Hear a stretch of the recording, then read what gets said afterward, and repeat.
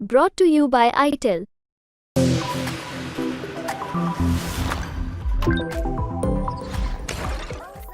तो आदाब, नमस्कार, गुड इवनिंग, सत श्री अकाल। एक बार फिर आप तमाम लोगों का स्वागत है क्राइम तक की कहानी के इस एपिसोड में। उम्मीद है पूरी फैमिली अच्छी होगी, अपना और अपनों का ख्याल रख रही होगी। बहुत पहले इसी क्राइम तक की कहानी में आपको एक कहानी सुनाई थी अजमेर सेक्स स्कैंडल की। कैसे अजमेर के सोफिया स्कूल और सोफिया कॉलेज में 100 से ज़्यादा लड़कियों को उनकी अश्लील तस्वीरें कैमरे में कैद कर उनको ब्लैकमेल किया जाता था। एक लड़की जब उन ब्लैकमेलर के चंगुल में फंस थी तो फिर उससे कहा जाता तुम अपनी बाकी दोस्तों को भी लेकर आओ, और अजमेर के गेस्ट हाउस में उन लोगों के साथ ज़बरदस्ती की जाती, फिर उनकी तस्वीरें उतारी जाती, और फिर उस दूसरी लड़की जो शिकार होती है अब उसको ब्लैकमेल करके तीसरी तक पहुंचते। इस तरह लगभग 100 से ज़्यादा लड़कियां उन ब्लैकमेलर के शिकार हुई। 90 से लेकर 92 तक, 1990 से 92 तक ये सेक्स स्कैंडल चला। और फिर कैसे एक जब ये रील धुलवाने के लिए, चूँकि उस वक्त कैमरा उस तरीके का होता था जिसमें नेगेटिव होती थी, तो अजमेर के एक लोकल जो स्टूडियो था जहाँ ये फिल्में धुलती थी, उस स्टूडियो ने कुछ तस्वीरें छुपा कर रख ली और बाद में वहाँ के एक लोकल न्यूज़पेपर तक पहुँचा और उसने ये स्टोरी छापी और पूरे अजमेर में हंगामा मच गया। तब भी बड़े बड़े पॉलिटिशियन ने इस सेक्स स्कैंडल को छुपाने की, दबाने की और गुनहगारों को बचाने की पूरी कोशिश की थी। आलम यह था कि जिस तरीके से लड़कियों के किस्से सामने आने लगे, अजमेर में कोई भी अब लड़कियों का रिश्ता आना बंद हो गया था कि पता नहीं वो लड़की भी कहीं उस ब्लैकमेलिंग का शिकार तो नहीं, उसकी तस्वीरें भी तो कैद नहीं। इसी वजह से कई लड़कियों ने खुदकुशी तक कर ली थी। आज भी अजमेर से जो सेक्स स्कैंडल है अपने देश का, ये सबसे बड़ा सेक्स स्कैंडल माना जाता था। लेकिन अब अचानक जब देश में चुनावी माहौल गर्म है, कर्नाटक से कुछ ऐसी तस्वीरें आई हैं, कुछ नहीं 2976 2976 वीडियो जो अश्लील है, और उसमें तमाम अलग अलग महिलाएं, लड़कियां कैद हैं उन फिल्मों में जिसको कोई भी देखना नहीं चाहेगा। और वो लड़कियां कौन हैं? पंचायत की मेंबर, पुलिस वाली, सरकारी कर्मचारी।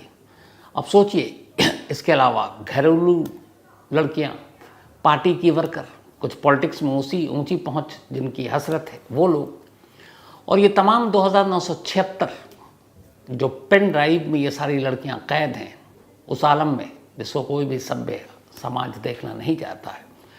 जब ये सामने आया तो कोहराम मच गया, और कर्नाटक के हासन से निकला ये अश्लील वीडियो या सेक्स स्कैंडल इस वक्त पूरे देश में सुर्खियों में, चर्चा में, हर न्यूज़पेपर, हर चैनल पर यह खबर है।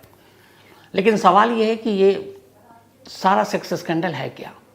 ये तस्वीरें अचानक 2976 वीडियो आए कैसे? और ये तमाम लड़कियां, औरतें इन चंगुल में फंसी कैसे?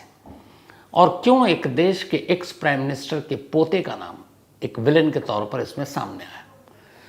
तो पूरी कहानी इस देश के, चूँकि खुद जो कर्नाटक की इस वक्त महिला आयोग की अध्यक्ष हैं, कर्नाटक विमेन कमीशन की, उन्होंने एक लाइन कहा है। उन्होंने ये कहा है कि ये अब तक का देश का सबसे बड़ा सेक्स स्कैंडल है। उन्होंने बाकायदा कोट किया, और ये वो हैं विमेन कमीशन की प्रेसिडेंट जिन्होंने इनमें से बहुत सारे वीडियो देखे और ये कहा कि मैं पूरा देख तक नहीं पाई, हिम्मत नहीं हुई। वीडियो में कैद वो तमाम महिलाएं, लड़कियां गिड़गिड़ा रही हैं, तड़प रही हैं, रो रही हैं, हाथ जोड़ रही हैं, मन्नतें मांग रही, हमें बख्श दो, हमें छोड़ दो। लेकिन जो हैवान है वो उसे छोड़ता नहीं है, और हैवान के तौर पर जो नाम आ रहा है वो आ रहा अपने देश के एक्स प्राइम मिनिस्टर, पूर्व प्राइम मिनिस्टर हरदनहल्ली डड्डू गौड़ा, देव गौड़ा, HD देव गौड़ा, जो लगभग 1 साल तक इस देश के प्राइम मिनिस्टर रहे थे। 1 जून 1996 से 21 अप्रैल 1997 तक, 1 जून 1996 टिल 21 अप्रैल 1997, 1 साल के लिए HD देवगौड़ा हमारे देश के 11वें प्राइम मिनिस्टर बने थे। वो भी नसीब से बने थे, और लगभग साल भर के अंदर, साल भी नहीं मतलब 10 महीना मान लीजिए आप, वो देश के प्राइम मिनिस्टर रहे। उससे पहले कर्नाटक के चीफ मिनिस्टर थे, और ये इनकी अपनी एक पार्टी है, जनता दल सेक्युलर, JDS। देवगौड़ा के कुल 6 बच्चे हैं, 6 औलादें हैं उनकी। उनमें से 2 उनके अच्छे खासे नाम है पॉलिटिक्स की दुनिया में। एक जो कर्नाटक के कुछ वक्त पहले ही चीफ मिनिस्टर रहे थे, कुमार स्वामी, और दूसरे जो उनके दूसरे बेटे, एक तो HD कुमार स्वामी जो कर्नाटक के चीफ मिनिस्टर रहे, और एक उनके बेटे का नाम और है HD रेवन्ना। तो ये दो बेटे, और HD रेवन्ना का जो बेटा है जिसका नाम है एक और रेवन्ना, इन दोनों की कहानी है। क्योंकि देवगौड़ा के बेटे रेवन्ना और देवगौड़ा के पोते प्रज्वल रेवन्ना, जो पोता है उसका नाम है प्रज्वल रेवन्ना, इन दोनों के ऊपर इल्ज़ाम है कि इन्होंने बहुत सारी महिलाओं के शोषण किए, और ख़ास तौर पर प्रज्वल रेवन्ना एक विलेन के तौर पर, कि वो या तो दिमागी बीमार है या क्या है, लेकिन जिस तरीके की तस्वीरें सामने आई हैं सोशल मीडिया पर, उसके बाद वो गायब, और बड़ी आसानी से, इससे पहले कि कुछ इन्वेस्टिगेशन होती या कुछ होता, वो जर्मनी निकल गया, और ख़बर ये है कि अब वो जर्मनी में भागा हुआ है। लेकिन ये कहानी क्या है, उन तस्वीरों में ऐसा क्या है कैद, कौन कौन सी महिलाएं हैं, और ये राज फाश कैसे हुआ, ये सच्चाई सामने कैसे आई, तो ये पूरी कहानी आपके सामने है।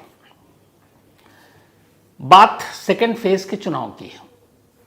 अभी लेटेस्ट यहां से शुरू करते हैं। सेकेंड फेज के चुनाव हो रहा था, और चुनाव 26 अप्रैल को होना था। उससे ठीक 5 दिन पहले 20 अप्रैल को हासन एक लोकसभा सीट है जहां से देवगौड़ा की ये बिल्कुल अपनी सीट हुआ करती थी, देवगौड़ा वहां से हारते नहीं थे, लेकिन देवगौड़ा ने यह सीट अपने पोते के लिए खाली कर दी थी, प्रज्वल रेवन्ना के लिए, और ये भी सिटिंग MP है। लास्ट चुनाव 2019 में करीब 33 साल की उम्र है देवगौड़ा के पोते की, और उनके जो पिता हैं HM रेवन्ना, वो अभी भी MLA है कर्नाटक में, और पहले मिनिस्टर भी रहे, लेकिन इस वक्त सिर्फ वो MLA है। और उनका बेटा प्रज्वल रेवन्ना इस वक्त MP है हासन लोकसभा सीट से, वही हासन लोकसभा सीट जहाँ से कभी देवगौड़ा जीता करते थे, और वहीं से जीत कर वो देश के प्राइम मिनिस्टर बने थे। तब वो सीट उन्होंने विरासत में अपने पोते को दे दी, पोता वहीं से लड़ा, पिछली बार जीता, इस बार अब फिर चुनाव था 26 अप्रैल को सेकंड फेज का लोकसभा का।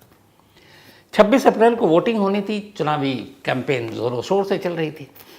तभी अचानक होता ही है कि 20 अप्रैल से हासन शहर के बस अड्डे, रेलवे स्टेशन, लोगों के घरों में, बाजार में, चाय की दुकानों पर गुमनाम कुछ लोग आते और पेन ड्राइव फेंक कर चले जाते। लोगों के घरों के अंदर पेन ड्राइव फेंक कर जा रहे थे, और ऐसे सैकड़ों पेन ड्राइव लोगों के घरों तक पहुंचा दिए गए, बसों में डाले गए, घरों में डाले गए, बाजारों में डाले गए, दुकानों पर डाले गए। अब लोगों ने देखा कि ये पेन ड्राइव है क्या। जब पेन ड्राइव को चलाया तो लोगों की आंखें खुली की खुली रह गई। उस पेन ड्राइव में प्रज्वल रेवन्ना की असली सूरत नजर आ रही थी। अलग अलग लड़कियों के साथ अलग अलग तस्वीरें कैद थी, और सारी अश्लील तस्वीरें। कई तस्वीरों में बाकायदा आवाज़ जिसमें सामने वाली लड़की, महिला गिड़गिड़ा रही है कि साहब हमें छोड़ दीजिए, हमें बदनाम मत कीजिए, हमें जाने दीजिए। और ये सारी फिल्में, कई फिल्में तो खुद उस फिल्म में है, सोशल मीडिया पर भी है, जिसमें कई शूट तो रेवन्ना खुद कर रहा है, और कुछ में ये डाउट है कि जब वो ये सारी चीज़ें कर रहा है, किसी के साथ ज़बरदस्ती कर रहा है, तो उसका कोई साथी रिकॉर्ड कर रहा है। बाकी सोचिए आप, बेखौफी का आलम यह है कि डर भी नहीं है कि कल को पता चल जाए, कल को ये कहीं लीक ना हो जाए, लेकिन वो अपनी सारी गंदी हरकतों को कैमरे में कभी खुद कैद कर रहा है, कभी किसी अपने भरोसेमंद से करा रहा है। जो अब तक के पेन ड्राइव बटे हैं पूरे हासन में, उस पेन ड्राइव में जब लड़कियों और उन सबको देखा गया तो उनकी तादाद ये अपने अजमेर से बहुत आगे निकल गया। मतलब कई सौ लड़कियां और औरतें हैं। उनमें से कुछ की शिनाख्त हुई कि यार ये तो ग्राम पंचायत की मेंबर हैं, कुछ पुलिसकर्मी हैं, कुछ गवर्नमेंट स्टाफ हैं, कुछ दूसरे डिपार्टमेंट की हैं, लेकिन हर तस्वीर में बैकग्राउंड एक ही है, और वो पता चला कि वो एक स्टोर रूम है, जो यही सांसद, माननीय सांसद, member of parliament Prajwal Revanna के अपने घर का स्टोर रूम है। 2976 ऐसे वीडियो अलग अलग सामने आए। सोचिए 2976 अलग अलग वीडियो हैं, एक वीडियो नहीं है, अलग अलग। अब 2976 में कितनी लड़कियां, कितनी औरतें होंगी। तो जब ये बंटना शुरू और लोगों ने देखना शुरू किया तो अब शोर उठा, ये क्या है। तो उसी दौरान में जो रवन्ना के कुछ खास लोग हैं वो पहुंचे पुलिस स्टेशन कि साहब देखिए, कुछ लोग इलेक्शन का टाइम है, हमारे उम्मीदवार को बदनाम करने के लिए ये इस तरह के पेन ड्राइव बांट रहे हैं जिसमें ये असली तस्वीरें हैं और हमारे साहब का चेहरा मॉफ किया गया है, मतलब वो है नहीं, दिखाया गया। आजकल तो AI और बाकी बहुत सारी चीज़ें हैं, डीप फेक और ये, तो उसी का सहारा लिया उन्होंने, कहा कि ये नहीं है। लेकिन जब ध्यान से देखा गया तो उनके स्टोर रूम, उनके कपड़े, पब्लिक फिगर हैं तो ज़्यादातर वो कपड़े भी जो है वो जो खुद वो पहनते हैं, वो सारी चीज़ें, धीरे धीरे लगा नहीं ये सच्चाई है, लेकिन फिर भी दबा रहा क्योंकि मामला चलता रहा इल्ज़ामों पर। इसी दौरान में अब 26 अप्रैल को चुनाव आ गया। 26 अप्रैल को वोटिंग हुई और इन 5 दिनों में 20 से 26 के बीच में जब ये सारे पेन ड्राइव बट गए पूरे हासन में, तब भी बेशर्मी का आलम देखिए कि प्रज्वल रवन्ना वोट मांग रहे हैं। इस बार कर्नाटक में JDS यानी देवगौड़ा की पार्टी और BJP इन दोनों का गठबंधन हुआ है, तो सीटें बांटी गई हैं अलग अलग, शेयर किया गया कि इतनी सीटों पे आप लड़ोगे, इतने पे हम। तो ये जॉइंट एक तरह से कैंडिडेट थे, JDS के भी और BJP के भी, वहाँ से वो वोट मांग रहे हैं। इधर पेन ड्राइव बट रहा है, तस्वीरें लोग देख रहे हैं।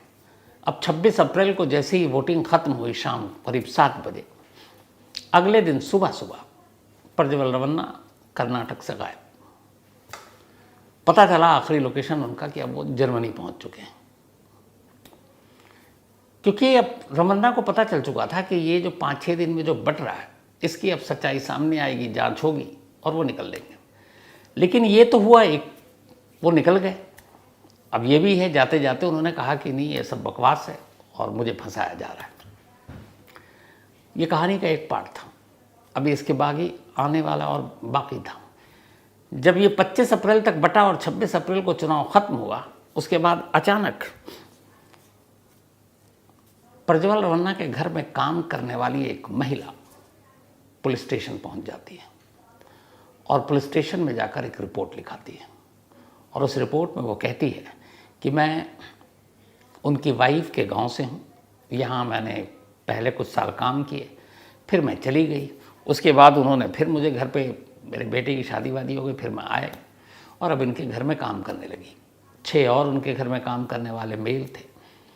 तो जब भी उनकी पत्नी जाती है, बाकायदा पुलिस में दिया गया पूरा स्टेटमेंट है जो मैं आपको बता रहा हूँ, तो जब भी पत्नी बाहर जाती तो प्रज्वल रवन्ना उनके साथ अश्लील हरकतें करते, उन्हें गलत जगहों पे छूते, उनके साथ ज़बरदस्ती करने की कोशिश करते और फिर इन सारी चीज़ों के आगे मैं हार गई और उन्होंने मेरा शोषण करना शुरू कर दिया। इतना ही नहीं, जब मैंने उनके पिता को बताया, जो रवन्ना के बाप जो कि इस वक्त MLA हैं, तो उन्होंने कुछ करने की बजाय उन्होंने भी मेरा शोषण करना शुरू किया और उन्होंने मेरे साथ आपत्तिजनक हालत में सब कुछ किया और मतलब मेरा यौन शोषण किया। उसने पूरी कहानी बताई कि कैसे फिर वहाँ तक तो वो चुप रही क्योंकि बड़े लोग थे, पता नहीं क्या कर दें, इनका असर। तो मैं खामोश थी, डरी हुई थी। लेकिन अब मैं इसलिए ज़ुबान खोल रही हूँ कि एक बार मेरी बेटी यहाँ आई थी इसी घर में, और जब बेटी को देखा तो फिर रवन्ना मेरी बेटी की तरफ उसकी नीयत डोल गई। बेटी को मैंने फ़ौरन विदा किया, पर विदा करने के बाद अब वो अपने बाकी नौकरों से मेरे ऊपर दबाव डलवाने लगे कि तुम अपनी बेटी से मेरी बात करो। फिर बेटी से फ़ोन पर बात कराते तो बेटी के साथ वो वीडियो कॉल करते और ऊल जलूल हरकतें करते। ये पूरा थाने में एक उनके घर में काम करने वाली महिला के बयान है। इतना ही नहीं, जब उन्होंने कहा कि उनकी बेटी यहाँ आई तो मालिश कराने के नाम पे उसके साथ गलत हरकतें करने की कोशिश की। जब बेटी ने ये बात बताई तब फिर इस काम करने वाले ने कहा कि मैंने हिम्मत जुटाई कि जो कुछ मेरे साथ हुआ मैं तो बर्दाश्त करूँगी, पर बात मेरी बेटी तक आ गई थी। मैंने वो घर छोड़ दिया और मैं चली आई। लेकिन जब ये फिर तस्वीरें बटी सारे हासन में और ये पेन ड्राइव, तो मुझे फिर हौसला आया। अब मैंने हिम्मत जुटाकर पुलिस में रिपोर्ट लिखाई है। तो अब पुलिस में न सिर्फ जो देवगौड़ा के पोते बल्कि देवगौड़ा के बेटे के खिलाफ भी ये कंप्लेंट लिखाई गई। इधर सारा जो पेन ड्राइव है वो बट ही गया। सरकार के ऊपर दबाव।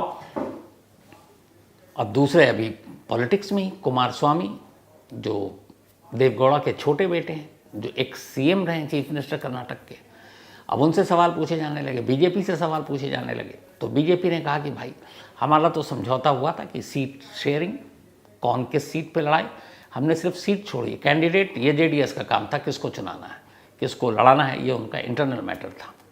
तो इस स्कैंडल से हमारा कोई लेना देना नहीं। कुमार स्वामी ने कहा कि देखिए, रमन्ना जो है मेरा भाई और उनका भतीजा, उससे मेरे परिवार का कोई ताल्लुक नहीं है। जांच बिठा दी गई है, कर्नाटक सरकार ने एसआईटी गठित कर दी गई है, और अब अगर वो गुनहगार है तो उसको बख्शा नहीं जाएगा। लेकिन पॉलिटिक्स शुरू कि जब इतना सारा कुछ हो गया तो उसको देश से जाने इतनी आसानी से कैसे दिया गया। अब ये एसआईटी भी यूं नहीं बनी, हुआ ये कि ऐसे ही एक pen drive Karnataka women commission के प्रेसिडेंट के पास पहुंच गए, महिला आयोग के अध्यक्ष के पास। और जब उन्होंने ये देखा तो उनके रोंगटे खड़े हो गए कि इतनी सारी महिलाओं के साथ ये सब कुछ हुआ है। तब उन्होंने सरकार से कहा कि आप एसआईटी बनाओ और इसकी जांच करो। चूँकि उन्होंने खुद ये वीडियो देखा तो उन्होंने बाकायदा बयान भी दिया कि मैं इसको देख नहीं पाई क्योंकि कलेजा कांप गया। जिस तरीके से उसमें महिलाएं रो रही हैं, गिड़गिड़ा रही हैं, मिन्नतें कर रही हैं कि मुझे बख्श दो। और फिर उन्होंने ये कहा था कि जो मैंने वीडियो देखा और जितनी तस्वीरें देखी, जितनी महिलाओं की, लड़कियों की, ये मेरी नज़र में इस देश का सबसे बड़ा सेक्स स्कैंडल है। उनके इस बयान के बाद और भी हंगामा हुआ। अब एसआईटी की जांच शुरू हो गई है। जो पेन ड्राइव है उसको फॉरेंसिक जांच के लिए भेज दिया गया है ताकि कोई शक ना हो कि इसमें मॉफ्ड है या क्या है। और जो मेन अक्यूज्ड है वो अभी जर्मनी में है। ये कहानी का एक पार्ट। अब दूसरा पार्ट कि आखिर ये पेन ड्राइव बांटा किसने, और इस वीडियो और इस सेक्स स्कैंडल का सच सामने कैसे आया, कौन था वो जिसने इस पूरे स्कैंडल का भांडा फोड़ा। तो इसकी कहानी भी बड़ी अपने आप में दिलचस्प है। जो प्रज्वल रवन्ना है, उनके घर में उनका एक ड्राइवर था, बहुत पुराना, उनके पिता के साथ भी रहा है और फिर बाद में बेटे के साथ रहा। तो पिता एचडी रवन्ना के साथ पहले ये ड्राइवर था, इसका नाम है कार्तिक। बाद में कार्तिक फिर प्रज्वल रवन्ना के अंडर में आ गया और वो उनका ड्राइवर बन गया। 15 साल से काम कर रहा था।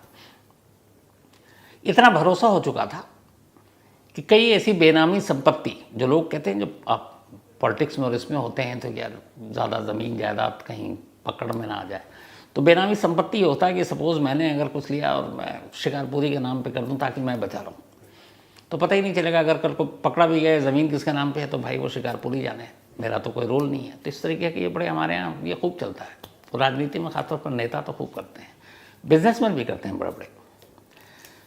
तो ये इतने भरोसेमंद हो चुका था कार्तिक इस फैमिली के लिए, इस परिवार के लिए, कि उन्होंने ऐसी बहुत सारी बेनामी संपत्ति कार्तिक के नाम पे भी कर दी कि अपना ड्राइवर है, कहाँ भागेगा, जब ज़रूरत होगी वापस ले लेंगे।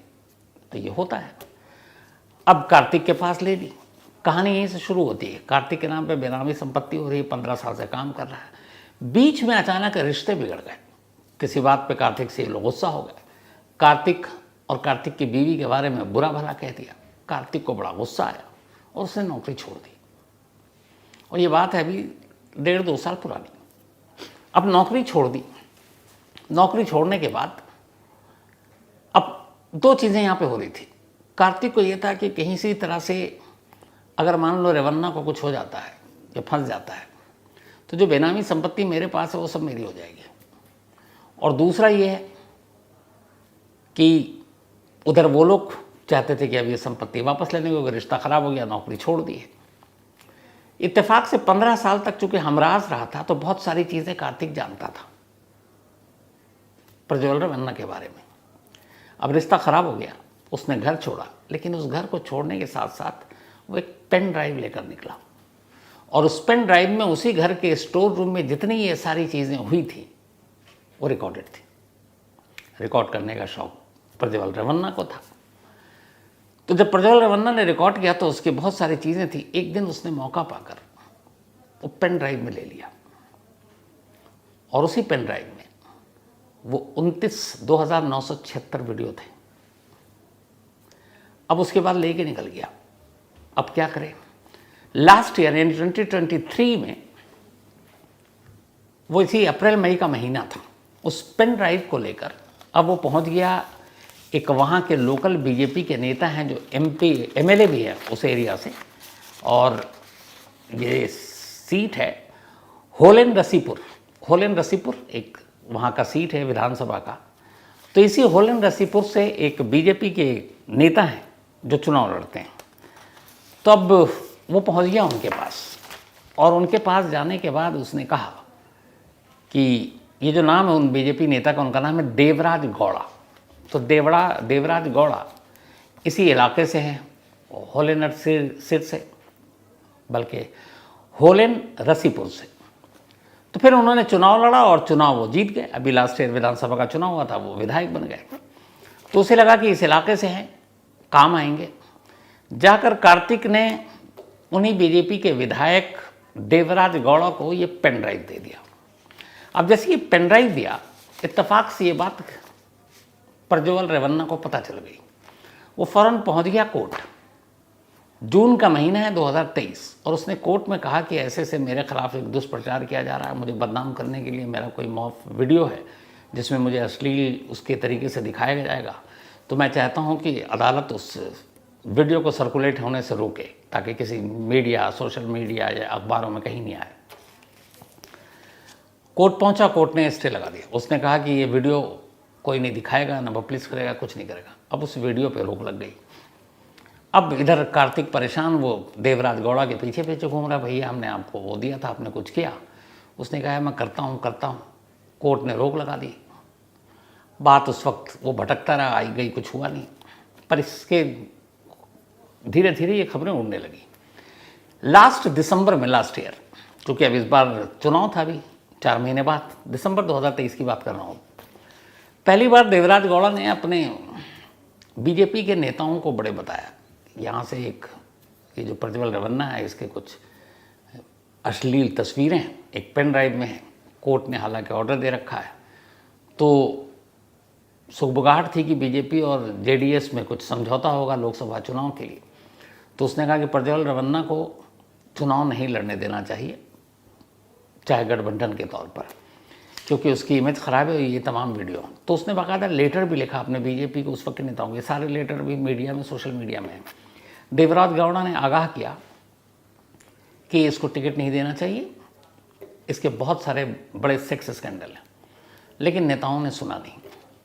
उसके बाद गठबंधन हुआ, और फिर जनता दल एस देवगौड़ा की पार्टी ने वापस सिटिंग एमपी प्रज्वल रेवन्ना को वहीं से टिकट दे दिया, और उसके बाद कैंपेनिंग शुरू हुई। 26 तारीख को वोटिंग भी हो गई। अब 26 को वोटिंग हुई, 27 को जर्मनी भाग गया। इस दौरान में क्या हुआ कि अब देवराज गौड़ा की भी बात नहीं सुनी, चुनाव सब कुछ होने लगा। अब अचानक 20 अप्रैल से ये पेन ड्राइव रहस्यमय तरीके से पूरे हासन में, बस स्टॉप, दुकान, रेलवे स्टेशन, बस अड्डे, घरों में लोगों के फेंके जाने लगे, और फिर सामने आई सारी चीज़ें। तो अब सवाल ये कि किसने किया? तो जो कार्तिक, जिसने ये सब कुछ पहले देवगौड़ा को दिया था, फिर देवगौड़ा से पूछा गया कि क्या इसके पीछे आपका हाथ है? तो देवराज गौड़ा ने कहा कि नहीं, मुझे ये पेन ड्राइव दिया था, लेकिन वो तो मैंने कोर्ट में जमा करा दिया। कार्तिक ने बाद में कुछ कांग्रेसी नेताओं को ये पेन ड्राइव दे दिया, और उन्होंने ये एंड टाइम पे इलेक्शन में इस वक्त लीक कर दिया। कार्तिक कह रहा है कि मैंने कांग्रेसी नेताओं को दिया ही नहीं, क्योंकि मेरे पास जो पेन ड्राइव था वो मैंने सीधे देवराज गौड़ा को दिया। देवराज गौड़ा कह रहे हैं कि हमने इसको लीक ही नहीं किया। तो अब सवाल यहीं पे आ रहा है कि ये लीक हुआ कहाँ से? लेकिन मेन जो इसका, जिसने ये सारी चीज़ों को आम किया है, इस सेक्स स्कैंडल को लोगों के सामने रखवाया है, वो कार्तिक है, 15 साल पुराना ड्राइवर। अब यहाँ सवाल ये है कि 2976 वीडियो, सैकड़ों लड़कियाँ, और इनमें बहुत सारी सरकारी कर्मचारी, अब इनमें से कितनी सामने आती हैं? और ये जो एमपी, अभी भी एमपी ही है वो, प्रज्वल रेवन्ना, ये जर्मनी से आता है खुद, या फिर लाया जाता है? क्या उसके खिलाफ एक्शन लिया जाएगा? क्या ये सिर्फ राजनीति ही बनकर रहेगी, या इसमें सचमुच कुछ कार्रवाई होगी? सब यही जानना चाहते हैं, क्योंकि बात ये सिर्फ राजनीति, पॉलिटिक्स की नहीं है। जिन लोगों ने भी वो वीडियो देखे हैं ना सारे, उनका ये कहना है कि उसको देखकर इतना गुस्सा आ रहा था कि क्या बताएं। मतलब एक महिला वो तमाम गिड़गिड़ा रही है। अब बाकी का छोड़िए, जो पुलिस स्टेशन में उनके घर काम करने वाली उस महिला के जो बयान है, उस बयान को हूबहू मैं आपको मतलब बता भी नहीं सकता कि उसने क्या क्या लिखा है और क्या क्या लिखवाया है। वो सारी चीज़ें अगर आप पढ़ लें तो आपको बहुत तेज़ गुस्सा आएगा कि एक चुना हुआ नुमाइंदा, एक हमारे माननीय सांसद और उनकी यह हरकत। अभी ये शुरुआत है उस जिस तरह से अजमेर सेक्स स्कैंडल में धीरे धीरे चीज़ें आई थी। ये भी अगर ईमानदारी से इसकी जांच होती है SIT की, तो अब देखिएगा क्या क्या आएगा। JDS के ऊपर फिलहाल इतना प्रेशर पड़ा, जनता दल सेकुलर देवगौड़ा जी की पार्टी, कि आज ही प्रज्वल रमन्ना को पार्टी से सस्पेंड कर दिया गया। तो अभी सस्पेंड हुए हैं। जर्मनी से आने के बाद गिरफ्तारी होती है कि नहीं होती है, या फिर राजनीति होती है। और इसके अलावा क्या है, इसके पीछे और भी लोग हैं, और भी मेंबर शामिल हैं, और भी सरकारी अफसर शामिल हैं, उनके और भी परिवार के कुछ लोग हैं। पिता का नाम ऑलरेडी घर में काम करने वाले लिखवा चुकी है। तो आने वाले वक्त में इसमें भी बहुत कुछ होगा। हालांकि इसका हश्र अजमेर सेक्स स्कैंडल जैसा ना हो, जिसमें 20-25 साल तक लोग भागते रहे, नेता बचाते रहे, और दर्जन भर से ज़्यादा लड़कियों ने तो खुदकुशी कर ली थी अजमेर सेक्स स्कैंडल में। तो यहाँ इस केस में ऐसा ना हो, इंसाफ मिले, और ऐसे लोगों को ऐसी सज़ा मिलनी चाहिए ताकि लोगों को पता चले। इसलिए कि एक आम क्रिमिनल, एक आम रेपिस्ट जो करता है, और एक समाज का चुना हुआ नुमाइंदा जो ऐसे पद पर बैठा है, जो लोकसभा के अंदर बैठता है, जहाँ से नियम कानून पॉलिसीज़ बनती है, वही इस तरह की हरकत में इन्वॉल्व हो, तो फिर यहाँ पर रहम और मुरव्वत और रियायत के मतलब कोई उम्मीद है और कोई गुंजाइश ही नहीं बनती है। तभी देखिए इसमें आगे क्या क्या होता है, और इंतज़ार यही है कि क्या जर्मनी से उसको लाया जाएगा या उसका इंतज़ार किया जाएगा, आगे क्या होगा। इसमें जो भी एक्शन होगा या जो भी अपडेट होगा, मैं वक्त वक्त पर उसके अपडेट आपको देता रहूँगा। तो फिलहाल ये वो इशू है, ये वो सेक्स स्कैंडल है जिसने पूरे इस वक्त देश में सुर्खियाँ बटोर रखी हैं, और इससे चुनावी माहौल को भी और गर्म कर दिया। तो आज कहानी में इतना ही, लेकिन कहानी ख़त्म करूँ उससे पहले वही अपना सिलसिला। आज हमारे हिटमैन रोहित शर्मा का बर्थडे, इंडियन टीम कैप्टन, और गणेश शर्मा ने मुझे याद दिलाया, हालांकि मुझे याद था, तो इन्होंने विश भी किया है। तो हम सबके चहेते हैं रोहित शर्मा, और इत्तेफाक से आज ही Indian team T20 world cup जो US और वेस्ट इंडीज़ में होना है, उस टीम का भी ऐलान कर दिया गया है। इस टीम में जो ऐलान किया गया उसमें बस 1-2 जगह पर मुझे लगा कि वो सही नहीं है। एक, हमें नटराजन को लेना चाहिए था। T नटराजन अभी जिस तरीके के इकोनॉमिकल बॉलर हैं वो, और बॉलिंग कर रहे हैं, और उनकी यॉर्कर डेप्थ ओवर में, ख़ास तौर पर डेथ ओवर में, मुझे लगता है मोहम्मद सिराज की जगह T नटराजन को रखना चाहिए था। अगर आप IPL के परफॉर्मेंस को देखें, सिराज इस IPL में बहुत अच्छा कुछ नहीं कर पा रहे हैं, तो एक बॉलर अगर कुछ हो सकता था तो Natarajan in place of Mohammad Siraj. दूसरा, हार्दिक पांड्या का सिलेक्शन। इस पूरे IPL में अभी तक 150 नहीं है, बॉलिंग कर नहीं रहे, रन पिटा रहे हैं, और फिर भी उनको एज एन ऑलराउंडर टीम में सिलेक्ट किया गया, और न सिर्फ सिलेक्ट किया गया बल्कि वाइस कैप्टन बनाया गया। तो क्या ये मुंबई इंडियन और अंबानी के प्रेशर में ऐसा हुआ है? क्योंकि परफॉर्मेंस के हिसाब से आप जाएं तो मुझे नहीं लगता है कि हार्दिक पांड्या की कोई जगह बनती है, लेकिन सीधे वाइस कैप्टन भी बना दिया है। एक, रिंकू सिंह का ये साल IPL ठीक नहीं रहा, हालांकि उनको रिजर्व में रखा गया है। KL राहुल और सैमसंग में था संजू सैमसन, लेकिन संजू सैमसन का आप देखें तो स्ट्राइक रेट भी अच्छा और लगातार अच्छा परफॉर्म कर रहे हैं, और कैप्टनशिप बहुत अच्छी कर रहे हैं। मुझे लगता है फ्यूचर में संजू सैमसन T20 के बेहतरीन कैप्टन हो सकते हैं। तो वो भी सिलेक्शन सही है। रिंकू सिंह की अभी उम्र है, थोड़ा और इंतज़ार कर सकते हैं। आवेश खान और खलील अहमद, इनको रिजर्व में रखा गया, ये भी ठीक फैसला है। गिल को लेके बात हो सकती है कि शुभमन गिल क्यों नहीं, लेकिन गिल को आप और कहाँ खिलाएंगे, क्योंकि ओपनिंग स्लॉट आपका फिक्स है, रोहित और यशस्वी जायसवाल। तो फिर गिल आप कहाँ नीचे लेकर आएंगे, क्योंकि नंबर 3 पे फिर कोहली हैं, 4 पे सूर्य कुमार यादव हैं, तो जगह बचती नहीं है। फिर पंत हैं, बाकी लोग हैं। स्पिनर तीनों बहुत अच्छे लिए, और युजवेंद्र चहल को इस बार टीम में लेकर वाकई अच्छा काम किया है। तो कुलदीप, चहल और अक्षर हमारी, क्योंकि वेस्ट इंडीज़ में स्पिन थोड़ा ज़्यादा हमारे फेवर में भी रहेगा, काम भी करेगा। अर्शदीप सिंह को बहुत सही सिलेक्ट किया है टीम में, बस मेरा ये है कि नटराजन को टीम में होना चाहिए। और एक और कहीं अगर गुंजाइश बनती है तो ऋतुराज गायकवाड़ के बारे में भी सोचना चाहिए था, एक ओपनर के तौर पर बेहतरीन फॉर्म में भी है। लेकिन कुल मिलाकर एक दो चीज़ें हटा दें तो अच्छी टीम है। And all the best captain Rohit Sharma and happy birthday पूरी ग्रैम तक फैमिली की तरफ से आप। इसके अलावा शारदा तिवारी, आज इनका जन्मदिन है तो हैप्पी बर्थडे शारदा जी। और ये अमित तिवारी जी की पत्नी है और साथ में भेजा है अंजलि जी, पद्मा जी, अंकिता और आयुष ने। सलीम पटनी, इनका भी आज बर्थडे है तो हैप्पी बर्थडे सलीम साहब। इसके अलावा कविता जाखड़, इनका भी आज बर्थडे है तो हैप्पी बर्थडे कविता, और ये भेजा है छेनाराम जाखड़ जी ने। अंजनी विश्वकर्मा का भी आज बर्थडे है तो हैप्पी बर्थडे अंजनी जी, और भेजा है पवन विश्वकर्मा जी ने। पवन जी की पत्नी है अंजनी। साथ ही श्रानवी, इनका भी आज जन्मदिन है तो हैप्पी बर्थडे श्रानवी। और ये नेहा और अभिषेक जी की बिटिया हैं, और इत्तेफाक से नेहा और अभिषेक जी की आज मैरिज एनिवर्सरी भी है, तो कमाल का दिन है, बिटिया का बर्थडे और आप दोनों की एनिवर्सरी, तो डबल डबल धमाका। तो आप सभी को, तीनों को बहुत बहुत बधाई, शिवानी आपको, नेहा, अभिषेक, तीनों को। इसके अलावा एरिक, इनका भी आज बर्थडे है तो हैप्पी बर्थडे एरिक, और ये भेजा है रीटा मेंडोजा ने। एंड अच्छा लगा सुनकर, आप ठीक हैं, अच्छी हैं, ऊपर वाला आपको हमेशा अच्छा रखे। इसके अलावा करण बजेठा, इनकी भी आज एनिवर्सरी है, पर इन्होंने पत्नी का तो नाम लिखा ही नहीं, कोई बात नहीं, आप दोनों को बहुत बहुत बधाई करण जी। तो कहानी में आज इतना ही। अब आपसे मुलाकात होगी कल रात 9 बजे किसी नई कहानी के साथ। तब तक अपना और अपनों का ख्याल रखिएगा। Thank you very much.